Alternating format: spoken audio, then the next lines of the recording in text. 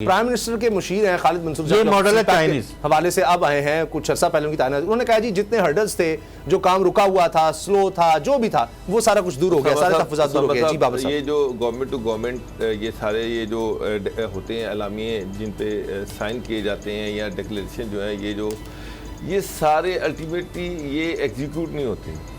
शहबाज शरीफ के दौर में अगर 400 MOU साइन हुए तो सारे 20, 25, 30 जो थे वो प्रैक्टिकल हुए, जो कि जिस पे वो खुद गवर्नमेंट जो थी उन्होंने चढ़ाई की, वो हो गए।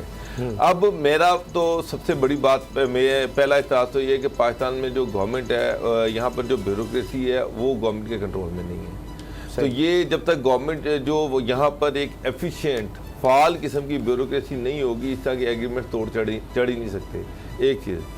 दूसरी चीज़ ये है कि गवर्नमेंट को तो फ़िलहाल $3 अरब की इमीडिएटली फौरी तौर पर ज़रूरत थी, और वो चाइना से कर्जा एक्सपेक्ट किया जा रहा था। इस अलामिये में उसका तो जिक्र ही कोई नहीं है कि चाइना कैश तो कुछ नहीं दे रहा। फिर बात अफ़गानिस्तान की हो रही है। अफ़गानिस्तान में शदीद क्राइसिस है।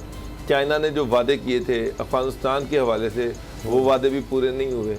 अफ़गानिस्तान की गवर्नमेंट भी ये एक्सपेक्ट कर रही थी कि वहाँ पे चाइना इन्वेस्टमेंट करेगा, कुछ उनके हालात तक बदलेंगे, लेकिन ऐसी कोई चीज़ वहाँ पर भी नहीं हुई। चाइना जो है वो रोड इंफ्रास्ट्रक्चर तो देता है, वो इंफ्रास्ट्रक्चर तो देता है, लेकिन कैश नहीं देता। चाइनीज मुहावरा ना कहते किसी को मछली ना उसको मछला हो, तो शायद ये वजह भी है। हमारे हालात और तरह है कि हम एक्सपेक्ट कर रहे हैं कि जी सितंबर तक IMF का प्रोग्राम ख़त्म होना है, तब तक $3 अरब IMF और दे दे। वो नई शराइत सामने ले आए, वो बड़ी खौफनाक है।